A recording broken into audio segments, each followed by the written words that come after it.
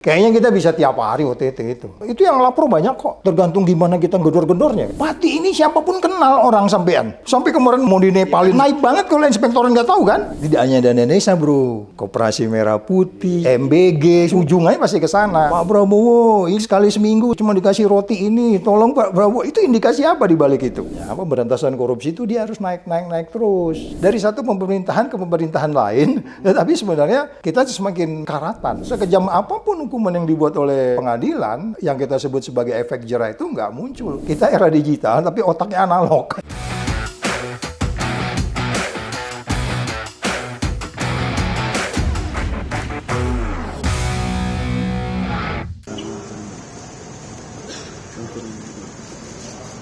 Ya Pak Dewo, Pak, aja Pak. Gimana Pak? Pak, kalau tadi dia juga Pak. Pak, sebenarnya ada permintaan maaf Pak.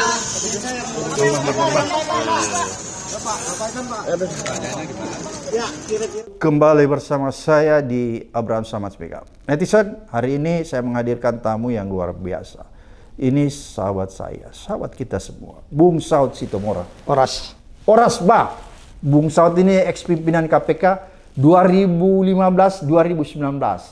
Bung Saud, ini kemarin ya kita lihat ada peristiwa yang sedikit menyenangkan. Kita lihat, wah teman-teman di KPK mulai bangkit lagi nih.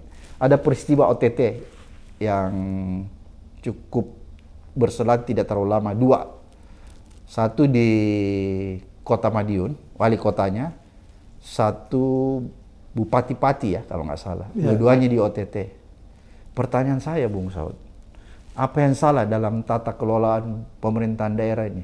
Kok kalau kita lihat hampir selalu bupati, wali kota, bahkan gubernur ini selalu terjaring OTT. Dan modusnya selalu sama, mirip-mirip, kasusnya sama. Ini kok kayaknya tidak ada yang insaf, padahal harus kan dia belajar dari pengalaman-pengalaman yang dialami teman-temannya di daerah lain. Apa yang terjadi nih Bung Saud? Ya, kalau menurut saya sih ini hanya gambaran kecil dari gambaran Indonesia secara utuh. Tetap aja gunung es kan. Sebenarnya di bawah tuh jelimet juga. Jadi kalau gedung KPK itu kiri kanannya udah di tanah kosong, sekarang itu dikasih gedung, kan sebelah kanan kiri kanan tanah kosong itu. Saya di banyak tempat selalu bilang, udahlah bangun gedung lagi biar ketiga blok biar tiap hari kita OTT gitu kan. Ya kan? Ini yang dengan asumsi satgasnya kan berbeda nih dari awal, yang nangani pasti berbeda. Bung Ram juga tahu kan bagaimana mereka melakukan itu. Yang menurut saya tingkat kesulitannya nge-OTT seorang menteri dengan seorang kepala daerah sama kan, resource-nya sama. Monitoring centernya yang mengendalikan juga sama. Jadi menurut saya jangan dipandang OTT ini sesuatu yang karena di ujung-ujung daerah, nggak gitu. Ada banyak yang harus dilihat dari situ. Pertama, daerah ini ternyata carut marutnya cukup tinggi. Dan kemudian inilah gambaran Indonesia yang seutuhnya sebenarnya menurut saya. Kalau kita kembalikan ke sistem pemilu kita gitu. Kan riset kita waktu itu bahwa untuk menjadi kepala daerah itu kan bisa menjadi dari puluhan sampai ratusan M. Jadi high cost. Oke. Nah, biaya politik mahal. Iya, dan itu kecenderungannya karena memang sebenarnya murah, cuma karena ada money politik jadi high cost. Jadi mahal. Itu yang kemarin orang bilang demokrasi harus diubah karena mahal, itu pembenaran lain saja sebenarnya. Padahal sebenarnya nggak mahal, cuma karena ada praktek money politik. Yes, kalau dia itu tidak money politik, dia lebih murah kok. Biar aja rakyat bicara hatinya. Nggak usah dipengaruhi dengan bansos, nggak usah dipengaruhi dengan susu, dipengaruhi yang lain-lain. Pasti masyarakat akan memilih sesuai hati nuraninya. Demokrasi kan di situ. Menjadi mahal kalau dia konflik of interest, kalau dia tidak transparan, tidak akuntabel, dan kemudian tidak fair. Ini disaster nih. Nah sekarang ini produk yang mana? Inilah pilkada, produk dari yang tidak transparan, tidak akuntabel, tidak bebas konflik kepentingan, dan tidak fair. Mahal dan berdarah-darah. Itu pasti, itu dia terbukti. Jadi artinya kalau tadi 3 gedung udah diisi, kayaknya kita bisa tiap hari OTT itu. Ya kan? Itu yang lapor banyak kok. Dan hebatnya, sayangnya, luar biasanya, sialnya. Dia dulu di kepala dinas kan? Kepala daerah itu main-main di kepala dinas kan? Lo mau nggak? Wani Biro. Sekarang turun, kemudian beberapa periode kemudian turun ke kecamatan. Sekarang ke desa. Sekarang ke desa, bro. Jadi kepala desanya diperas. Dulu kepala dinasnya. Kalau sekdes gajinya berapa, bro? Terus antum minta dia 150 juta. Dari mana dia ngambil? Artinya dia nyuri juga. Itu by definition begitu. Kamu ngambil duit istri dari rumah, istri makan apa ntar gitu. Nah itu yang saya bilang, peristiwa ini sebenarnya warningnya buat siapa? Bukan buat KPK untuk lebih mengejar, bukan juga untuk buat siapapun di negeri ini penegak hukum untuk lebih mengejar. Saya lebih cenderung ini warning buat KPU.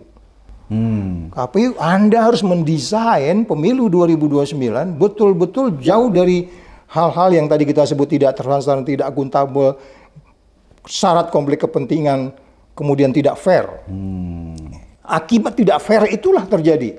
Ya, termasuk di situ, makanya kalau akuntabel itu kan berarti Anda kaderisasi di partai politik. Itu kajian kita kan, kajian kita yang sangat rendah di situ. Itu sebabnya ini sebenarnya tinggal nunggu-nunggu di tempat lainnya, tinggal KPK banyakin aja, itu kena semua tuh nanti. Oke, jadi Bung Saud mau bilang begini, sebenarnya hampir di seluruh kabupaten, kota, bahkan provinsi, itu kelakuan bupati, wali kota, gubernur sama semua korup. Cuman sial aja. Tergantung. Yang di OTT sial aja, tapi sebenarnya semua sama ya. Iya, walaupun sebenarnya di balik kata sial itu ada kelengkapan, ada formil material yang kita kerjakan dengan baik ya.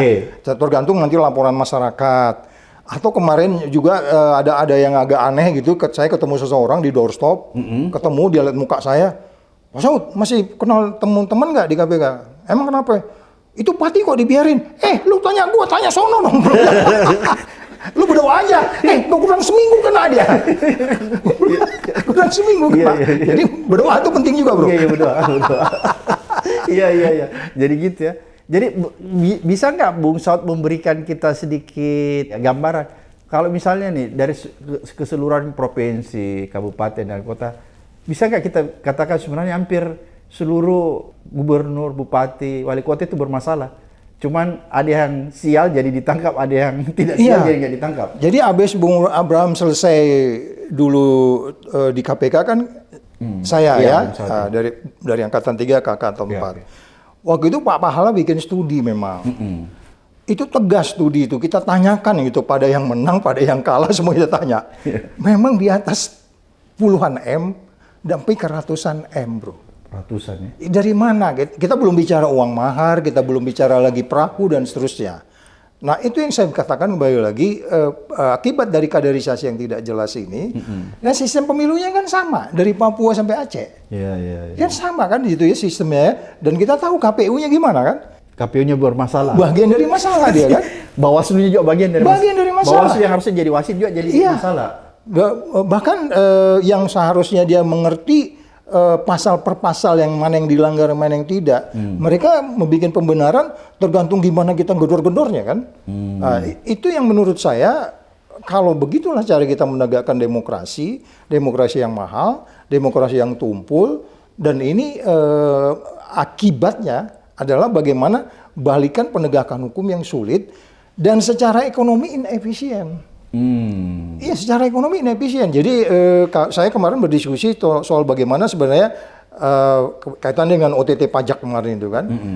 Nah kalau kita bicara produk domestik bruto itu kan ada kaitan dengan berapa belanja dikeluarkan. Dari di situ nanti kita ekonomi daerah muncul, kemudian pajaknya naik, tax ratio-nya juga naik. Tax ratio itu kan by definition itu pajak yang dipungut dengan produk domestik bruto.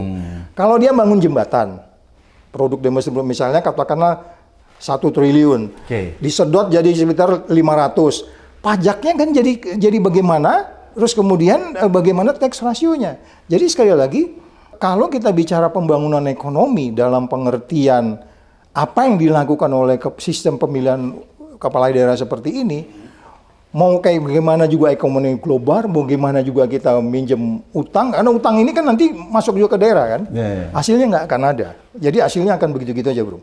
Sulit kalau kita katakan, selama kita belum benahi sistem demokrasi ini, akan ketemu pemerintahan yang betul-betul membangun nilai kesejahteraan, kebahagiaan gitu.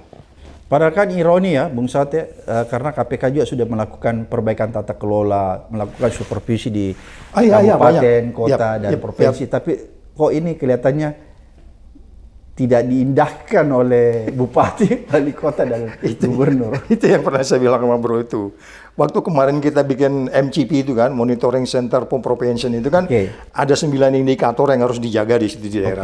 Pengadaan barang, promosi, inspektorat, BUMD-nya, terus kemudian penerimaan negara di selain pajak itu ya kan. PNBP. Nah, itu kan semua ada semua ya kan. Itu kan semua dilakukan pembinaan oleh tim yang disebutnya koordinator wilayah. Koordinator wilayah itu sampai hari ini saya cross check masih ada.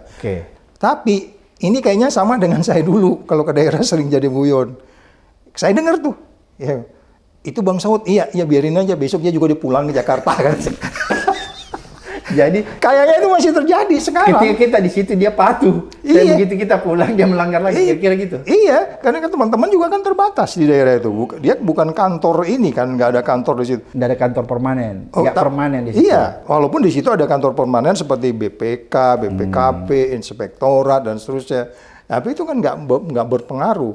Berarti Bung Saud mau bilang pengawasan internal, misalnya inspektorat, itu tidak berfungsi? Sehingga Dalam beberapa case memang dia move on ya, tapi itu tidak structured. Saya beberapa kali ketemu tuh memang ada orang-orang inspektorat yang memang rada ngeyel kayak kita gini, diam-diam dia berani ngelawan gitu. Tapi kalau strukturnya dia nggak berani. Makanya ada usulan waktu itu kalau bisa kan inspektorat di tingkat 2 atau kabupaten kota itu langsung ke Kemdagri atau kemana di pusat supaya dia bisa mengawasi kepala daerah di situ, bisa negur, bisa manggil. Jadi kalau tingkat kabupaten inspektoratnya ada di provinsi, kalau provinsi di Kemendagri, kira-kira gitu ya? Iya kan, ya betul. Karena lihat aja ambil Pati ini, Pati ini siapapun kenal orang sampean. Iya kan? Sampai kemarin mau dinepalin segala macam itu. Pernah mau dimaksulkan. Iya. Ini kok nggak sadar-sadar pernah mau dimaksulkan, melakukan lagi. Betul kan, naik banget kalau inspektorat nggak tahu kan? Iya. Tapi inspektorat berani nggak? Pak, ojo ngono loh Pak. Ngisi-ngisin ke loh Pak, gitu kan? Seharusnya dia berhenti kan? Mahir juga bahasa Jawanya Pak saat itu. Ojo ngono Pak, ngisi-ngisin ke. Jangan gitu dong Pak, malu-maluin gitu kan? Kira-kira diingatkan nggak seperti begitu? Ya, kalau dalam pikiran saya, pertanyaannya inspektoratnya berani nggak? Tapi kalau ada orang inspektorat yang kemudian dia langsung ke pusat, dia pasti bilang, karena nggak mungkin dia nggak dengar Pak, dia masuk sampai ke Sekdes. Nggak mungkin. Si Sekdes itu belum tentu juga semua mau transaksional. Banyak juga Sekdes, kepala desa dan seterusnya, siapapun mereka itu adalah orang-orang yang datang ke desa itu dirinya dengan Tuhannya. Tapi ketika dihadapkan kayak begitu, lu get no promotion if you don't give me something, itu kan terjadi. Ya mungkin dia diskusi juga sama ibunya. Bu gimana Bu? Ya kita jual sawah dulu aja. Terus gimana? Nanti kita ngembat sawah yang di ujung sana. Jadi kalau aparatur desa ini sudah katakanlah diperas gitu ya sama bupati atau wali kota, berarti dana desa ini bisa Nah, tidak hanya dana desa bro. Koperasi Merah Putih, Bisa MBG, semua ya? itu semua udah Dirampok pasti ya? ujungnya pasti ke sana. Gitu ya kan? Nanti MBG-nya dikasih seminggu sekali tapi isinya cuma roti apa gitu kan. Ya kan? Itu kan indikasi-indikasi, kita nggak nuduh kan. Tapi kan udah mulai ada ibu-ibu komplain. Susunya sudah berubah. Iya, Pak Prabowo, ini sekali seminggu saya cuma dikasih roti ini. Tolong Pak Prabowo, itu indikasi apa di balik itu? Sudah ada penyimpangan ya? Iya, padahal itunya kan disebutnya makan. Ya kan, itu mah snack. Snack bergizi gratis itu. Bukan makan bergizi gratis. Yang dikasih snack, kasih roti kayak apa gitu loh. Itu yang saya bilang harus kita pahami. Pesan ini secara current government ya gitu, pemerintahan sedang berjalan, ini dalam, artinya dalam, dan ini membuat Anda tidak prudent, Anda tidak proven, Anda tidak perform, berisiko korupsi dari program-program Anda. Selain memang di MBG dan seterusnya itu banyak kritisi tentang itu gitu. Kedua, ya bisa nggak ninggalin legasi yang baik untuk kemudian dari sekarang KPU kan bekerja sepanjang tahun tuh. Iya. Tahun ini udah mulai di undang-undang. Tahun depan proses pemilu udah mulai. Mereka mumpung kayak begini, mereka bahas apa? Mungkin lihat poin-poinnya lah. Pertegas. Tadi Bung Abraham sudah jelaskan bagaimana dewan pengawasnya dia, ya kan? Bagaimana yang bisa dijalankan sehingga kemudian betul-betul pelaksanaan pemilu itu tidak berujung pada seperti yang sekarang. Karena ujungnya tetap itu awalnya, ujung ini awalnya itu adalah pemilu yang transaksional yang mahal itu. Saya tetap berpikiran gitu. Bung Saud, ada yang lebih ironis nih Bung Saud kalau kita lihat. Wali Kota Madiun itu ternyata pernah dapat penghargaan di KPK tahun 2022. Itu zamannya Firly sama Gufron mungkin ya. Iya, tahun iya. 2002 dikasih penghargaan apa tuh? Indeks integritas tertinggi untuk daerah ya. Iya, iya, iya, Dia dapat ada. penghargaan. Iya, iya. Wali Kota Madiunnya Iya, nih. iya. Sebagai pemerintahan yang integritas Yang dia dianggap tinggi. berintegritas lah Iya. gitu ya. Tapi kok Iya, itu gimana tuh ceritanya tuh? Iya, memang. Tapi kenyataannya dia bisa ditangkap OTT. Jadi kayak bertolak belakang tuh. Ya itu tadi, makanya ketika seseorang datang ke tempat dia memimpin gitu ya, kan sebelum kita bisa, saya selalu sangat template kalau bicara ini. Saya selalu mengatakan orang datang itu doa istrinya, anaknya, dan satu kelurahan mendoakan dia. Kalau dia bermagas, satu marga mendoakan dia supaya dia sukses, tidak korupsi dan seterusnya dan seterusnya. Niatnya begitu gitu. Walaupun nanti di depan ini ada yang resiko ya. Perahu tadi kan risiko. Risknya ya. Biaya kepanya itu resikonya besar sebenarnya. Tetapi pada bagian lain sebenarnya dia bisa menghandle resiko itu kalau kemudian lingkungannya tidak tercemar gitu. Kalau lingkungannya tidak melakukan sesuatu yang sesuai dengan keinginan dia. Artinya kalau check and balance-nya jalan, inspektoratnya jalan, DPRD-nya jalan, terus kemudian BPK, terlebih BPK loh, di daerah itu ada BPK. Ya. Itu dia bisa ngecek tuh uang itu kemana tuh. Dia tahu sebenarnya kalau umpamanya di situ dikatakan adalah dari swasta itu yang CSR itu, dia tahu CSR itu keberapa. Tapi kan kita tahu CSR itu juga syarat dengan yang disebut sebagai pokir, pokok pikiran ya. Setiap DPR punya pokir, dia punya planning ke sana, ngambil dari CR sini, ruwet bro. Jadi makanya kalau kembali tadi pertanyaannya, orang baik tadi itu memang datangnya baik, tapi begitu lihat, wah ini kacau ini gue nih. Kalau gini caranya gimana ini katanya? Akhirnya dia tercemar. Karena memang awalnya ketika kemudian kalau kita bicara bahwa KPK hanya membuat indikator-indikator, dia kan dapat paling berintegrasi itu kan ada indikator-indikator tuh. Iya. Indeks Pajaknya bagus. Terus kalau mau bikin kebijakan ada rapat di DPRD itu ada banyak indikator, Bu. pelayanan umumnya. Iya, itu ada indikator. Makanya dia disebut integritas itu kan ada indikator-indikator. Tapi itu semua kan di permukaan. Kita kan nggak bahas bagaimana mereka di DPRD ada dialog nggak. Bagaimana dia memerintahkan bikin surat pengadaan barang, umpamanya bener nggak? Semuanya kan di permukaan kan. Kita kan tahu yang di permukaan itu semuanya kayak gimana dibandingkan yang di bawah. Indah-indah. Iya, jadi saya katakan kembali lagi, walaupun akhirnya kan saya didebat orang juga tuh. Pak Saud, indikator antum tuh nggak bener katanya. Nah, oke, kita terima indikator ini mesti kita perbaiki mungkin ya. Evaluasi ya. Ya, ukurannya bukan ini. Tapi kalau ada surat, main surat dia mau membangun jembatan gitu. Kelihatannya kan di DPRD dibahas dulu kalau umpamanya mau APBD kan. Tapi bagaimana di DPRD-nya? Ada nggak perdebatan? Mesti masuk ke detail-detail itu. Kalau nggak indikatornya ya gitu. Gimana? Dia masuk pagi, Pak Saud. Masuk pagi, tapi di kantor tidur gitu kan nggak kan? Kalau indikatornya masuk pagi tepat waktu, pulang kantor tepat waktu. Itu yang jebak semua bro. Tapi di kantor diem. KPI-nya itu apa gitu loh. Iya. Key performance indicatorsnya itu apa?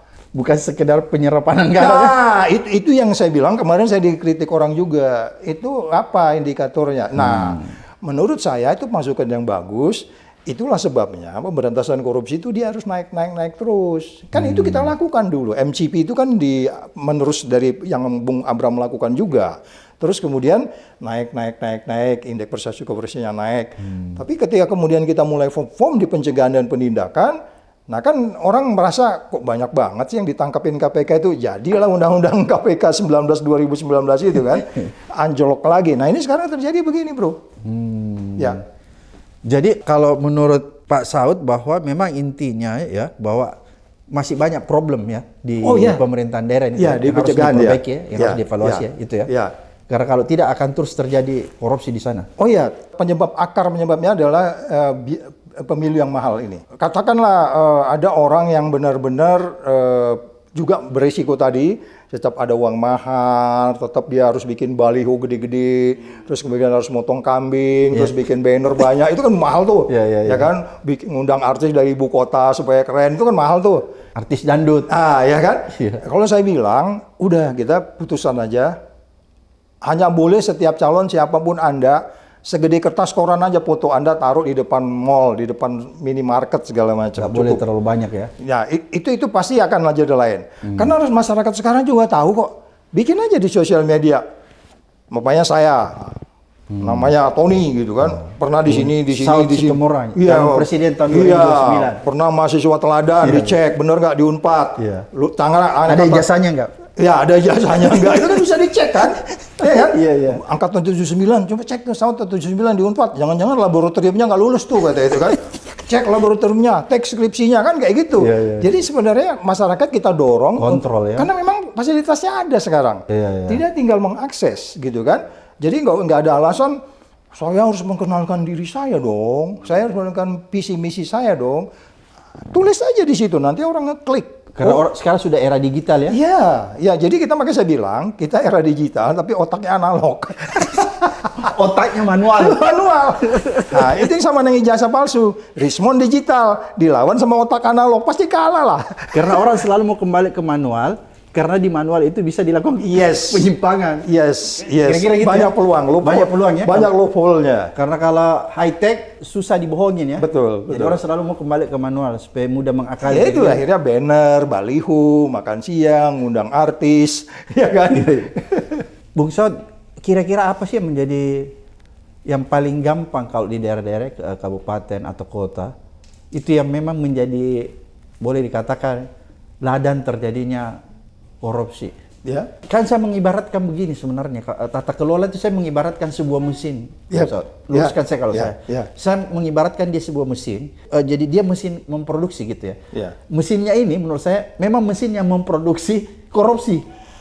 Iya. Kira-kira saya mengibarat kayak gitu ya? Iya. Jadi memang dibutuhkan orang yang bisa menghentikan mesin ini supaya dia tidak memproduksi korupsi. Kira-kira saya menganalogkan begitu Pak Bung Saud. Iya, Oleh karena itu Ya. memang juga ini sangat jadi tata kelola ini sangat tergantung sama orangnya menurut saya. Kira-kira Bung Saud bisa nggak menjelaskan kita kepada Iya, sebenarnya kan kalau kita lihat bagaimana sebuah output dibuat, itu kan output ini kan membuatkan outcome ya, Oke. terus ada impact kan gitu ya. Nah, inputnya apa gitu? Mesinnya kadang-kadang demokrasi, inputnya manusia. Mesinnya ini udah memang kayak begitu. Mesinnya kalau orang Medan bilang itu danga-danga atau enggak? Odong-odong. Iya, iya. Ya, jadi kalau odong-odong, gimana kita bisa menghasilkan sesuatu yang benar-benar input outputnya baik, outcome-nya baik, impact-nya baik. Kalau Oke. apakah itu impact terhadap ekonomi? Kalau output kan bisa jadi anggota parlemen, Ya. gubernur. Tetapi masih kita juga bertanya outcome-nya, dampaknya terhadap pertumbuhan ekonomi, kesejahteraan sosial, keamanan dan seterusnya dari sebuah mesin yang rusak gitu loh. Oh, Sementara inputnya juga sekarang kita cek lah, kenapa Parietos Demokrasi menilai kita 22 dari 9 lembaga yang menilai indeks persepsi korupsi. 22 itu rendah banget. Kaderisasi di partai nggak jelas. Oke. Saya selalu menunjukkan, kita bisa tunjuk banyak orang ujuk-ujuk jadi pimpinan partai nggak jelas dasarnya. Oke. Ya kan? Bagaimana Anda bisa melakukan seleksi dengan baik, masuk juga di mesin yang rusak. Oh, Kita mengharapkan output yang BMW kecepatan 1.500 km per jam. Nggak akan ada cerita itu, bro. nggak mungkin ya? Nggak mungkin. Impossible. Iya, inputnya mau segede apapun, mesinnya rusak. Katakanlah di sini baik nih, Heeh. kaderisasi partai politik, terus kemudian pimpinan partai bikin santiaji istilahnya kan. Wah, penanaman nilai-nilai ya kan. Pokoknya penanaman nilai-nilainya itu disebutnya ketuhanan yang Maha Esa, terus kemudian kersa, kesatria dan seterusnya gitu-gitu lah. Sistem nilai gitu kan. Tapi kalau memang di sininya ini pasti tidak akan ada banyak output yang bisa membawa impact yang baik terhadap pertumbuhan ekonomi secara keseluruhan. Itu pasti. Oke, berarti kalau begitu memang kita masih membutuhkan ya kalau menurut saya. Ini kan tadi Bung Saud bilang ini dalam hal pengawasan. Maksud saya gini, pengawasan tetap kontrol itu harus diperkuat Ya. agar supaya orang takut untuk melakukan sesuatu seperti begitu ya. Ya. Ada irjen di kabupaten, kota, provinsi, tapi ini kan tidak berfungsi tadi Bung Saud Ya. bilang ya. Tapi karena nggak berfungsinya tiba-tiba KPK bisa mengambil alih. Harusnya kan sebelum terjadi ini kan harusnya irjen itu Ya. melakukan evaluasi, memberitahu Ya. supaya nggak dilakukan. Tapi ini kan nggak, akhirnya nyantolnya bisa OTT. Menurut Bung Saud nih, ini kan kalau begini berarti KPK mendapat informasi dari luar ya. Ya. Berarti whistleblowing sistemnya kan jalan ya kalau Ya, menurut saya ya. gitu ya. Karena kalau di daerah-daerah itu kan orang pasti nggak mau ketahuan siapa yang melapor ya. Ya. Apakah menurut Bung Saud lihat harusnya juga apa ya, Kementerian Dalam Negeri harus membangun sistem itu agar supaya bisa mencegah terjadi korupsi di tingkat kabupaten, kota maupun provinsi. Ada nggak pernah direkomendasikan untuk membangun misalnya sistem blauin? Ada itu ada. Bahkan waktu itu kita dorong waktu periode sebelumnya ya, sama dengan periode Bro juga. Iya, oke. Makanya saya bilang Bro tadi nanya saya sebenarnya yang jawab sendiri juga bisa. Sebenarnya saya bisa jawab sendiri. Tapi lagi-lagi narasumber harus ngomong gitu. Iya. Gimana tuh Mas Saud? Dulu kan ada disebutnya 9 area risiko korupsi Iya, oke. di zaman Menteri Dalam Negeri sebelumnya. Iya. Itu mereka udah patennya itu ada. Oke. Jadi itu diantaranya adalah pengadaan barang, promosi jabatan, perizinan. Oke. Itu udah ada di kepala daerah tuh semua. Di Mendagrinya juga udah ada. Oke. Bahkan di Menpannya juga udah paham mereka. Sudah di luar kepala? Iya, di luar kepala. Berarti tidak masuk ya di kepalanya. Zamannya Bro itu ada tuh semua, ya kan? Ambil contoh yang paling agak klasik waktu kita yang GNSDA, ingat nggak? Gerakan Penyelamatan Sumber Daya Alam. Sampai hari ini kejadian Aceh, Sumatera Barat, betul ya. sama Sumatera Utara kan, bukan nggak ada proyek GNSDA. Siapa yang hadir diundang waktu itu? Bro hafal berarti. Mulai dari Panglima, Kapolri, semua waktu itu kan, GNSDA. Semua menyatakan, mari kita. Tapi kan nggak jalan gitu loh. Nah maksudnya kembali lagi memang ya penindakan akan menjadi lebih baik kalau memang pencegahannya tidak jalan. Tetapi sekali lagi secara struktur, ya kan, secara struktur itu struktur ini memang kalau umpamanya nilai anti korupsinya nggak tegas, mau dibikin struktur kayak gimana juga ada aja. Jadi maksud saya makanya lagi-lagi KPK kan mengingatkan nilai-nilai anti korupsi kan, yang kita sebut 9 nilai itu kan, kita deliver itu kepada semua kementerian nih dong, pegang dong kalau kamu mau jadi pimpinan kamu jujur, peduli rakyat yang masih miskin, ya kan, adil, pola hidup sederhana, jangan flexing, ya kan gitu kan, itu kan sudah ada tuh 9 nilai itu, tapi kan mereka dibuat juga di websitenya Bro. Sekedar dibuat. Ajaran 9 Tidak nilai. diindahkan ya? 9 nilai dari KPK. Acara tanggal sekian. Pembicara Abraham Samad. Pembicara Saud Situmorang. Tapi tidak diindahkan. Kagak didengar. Nah, jadi sekarang makanya saya bilang kita hanya tinggal nunggu dari satu pemerintahan ke pemerintahan lain. Tetapi sebenarnya kita semakin karatan gitu. Oke. Termasuk di KUHP yang kita kalau mau bahas ini udah karatan benar itu. Jadi artinya bukan bertambah sesuatu baik, tapi pertama buruk. dalam perspektif pemberantasan korupsi. Karena hari ini kita bicara pemberantasan korupsi. Tidak juga kita katakan sangat-sangat jelek, tapi resikonya menjadi sangat lebih besar. Apalagi kalau kita lihat tadi kan Bung sebut-sebut nih KUHP dan KUHP baru. Kalau kita lihat banyak pasal-pasal yang boleh dikatakan ditarik ke dalam KUHP itu justru tidak ditingkatkan hukuman tapi direndahkan ya. Hukumannya semakin ringan. Apakah ini justru menurut saya akan membuat tingkat korupsi semakin besar karena orang semakin tidak takut. Yang ujung-ujungnya IPK kita pasti hancur. Yes, saya nggak ada keraguan di situ. Dengan asumsi IPK kita masih 37 loh ya. IPK 37 aja 3 angka di atas Nepal ya. Nepal 34, kita 37 ya. Nah, sekarang kita ambil aja pasal 100 di ini nih. Pasal 100 di sini itu ngejelaskan bahwa hukuman mati itu orang itu nggak akan dihukum mati langsung. Dibiarin dulu berapa lama. Dibiarin berapa lama. Bro bisa bayangkan kalau nanti dia tobat tuh bisa nggak dihukum mati tuh. Nah, kemudian siapa yang menilai orang ini berubah? Selama dia di tahanan, transaksional lagi, ya kan? Padahal orang itu mungkin gimana gitu. Karena dia mampu bayar orang di lembaga pemasyarakatan, dia dikasih nilai bahwa ini orang sudah berubah. Padahal apakah seperti itu? Kan saya katakan berisiko. Kita kan udah tahu sekarang bagaimana orang permainan di LP. Jadi makanya saya katakan KUHP ini dibuat oleh siapa? Mereka nggak paham resiko. Ambil yang bukan nggak paham, dia sengaja. Bisa jadi. Atau mungkin ada pemahaman gini loh. Pemahaman di global itu kan yang disebut saya sebagai restoratif justice. Orang bilang kita harus membangun peradaban hukum restoratif justice. UNODC, PBB bicara restoratif justice. Belajar dari negara Maori, memaafkan orang, ya kan? kalau soal gitu nggak usah jauh-jauh ke Kamauri. Di Papua juga ada yang namanya bakar batu toh. Iya, iya. Walaupun orang membunuh bisa dimaafin kan peristiwa bakar batu. Jadinya soal nilai itu bukan berarti tidak ada di Indonesia juga, nggak usah jauh-jauh ke Mauri gitu. Tetapi kalau kita bisa restoratif justice dalam pengertian yang pasal 603 yang di-quote dari pasal 23 yang Undang-Undang 3191 mengenai kerugian negara. Pasal 2 dan 3. Nah, pasal 23 itu kan dimasukin ke sini sekarang nih. Bro, tahu lihat sekarang itu. Kategori hukumannya, kalau kategori 2 dan kategori 6. Kategori 6 itu paling tinggi cuma 2 miliar kalau nggak salah. Iya. Kalau dia korupsi menimbulkan kerugian negara berapa triliun pun, di pasal 603 itu antum hanya dikenakan 2 miliar.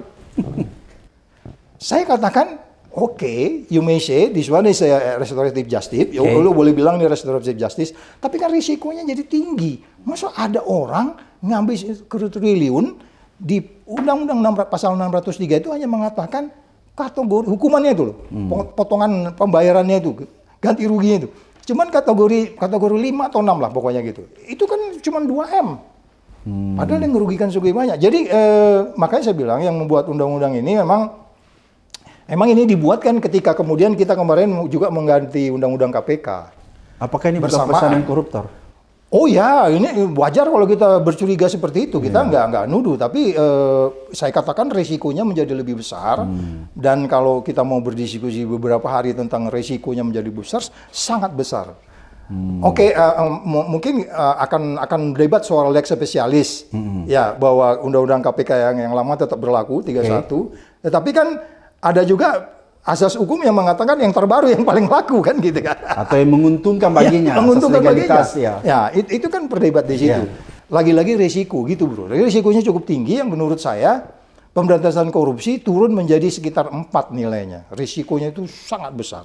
Apakah juga bisa disimpulkan begini Bung Saud, dengan hadirnya KUHP baru yang mengeliminir beberapa pasal Undang-Undang Tipikor yang justru ringan, ya, ancaman hukumannya, ini justru membuat pejabat-pejabat bupati, wali kota, gubernur, dan para penyelenggara negara itu semakin tidak takut untuk melakukan korupsi. Oh iya, itu karena gambar besarnya selalu kita... Itu dampaknya? Iya, kita gambar besar KUHP ini kan restoratif.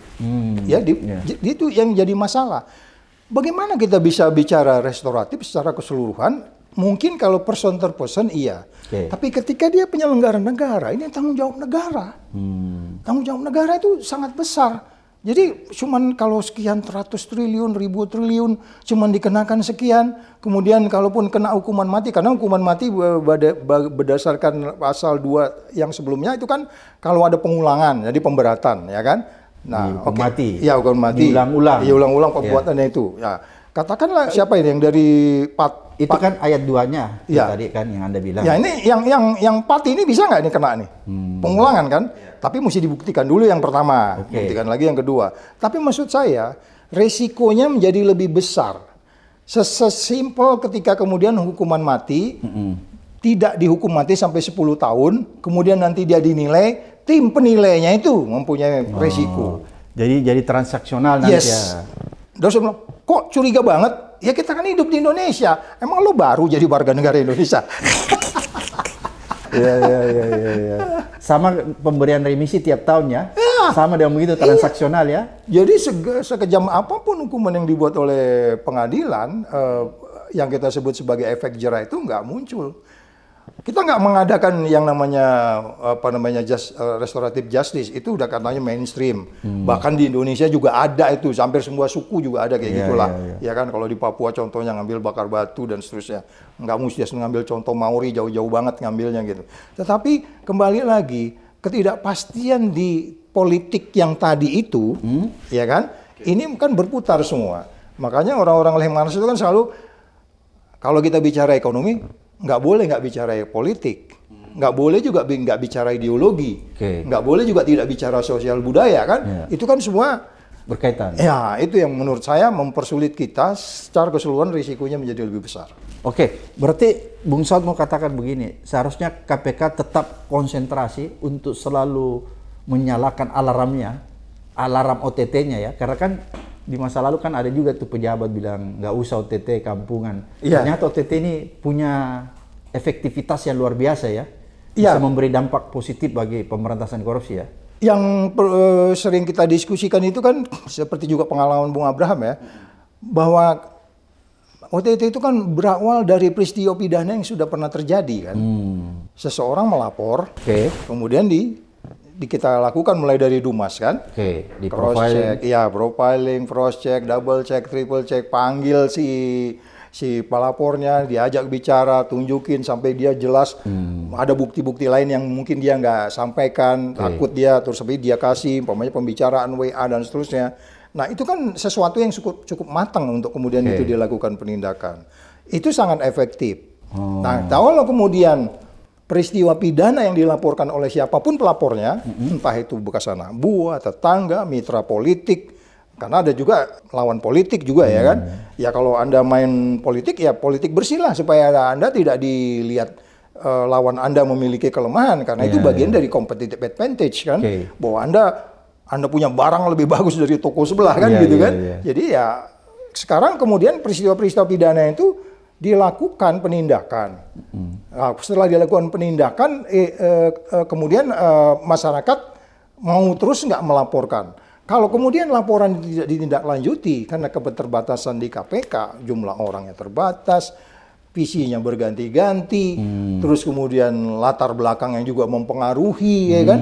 Yang selama ini kan jadi masalah tuh dikaitan dengan Undang-Undang TNI Polri yang katanya mereka masuk di 4.000 tempat segala macam. Itu kayaknya kan dengan konflik of interest. Jadi kompleksitasnya banyak yang menurut saya KPK harus mengurut satu persatu semuanya itu.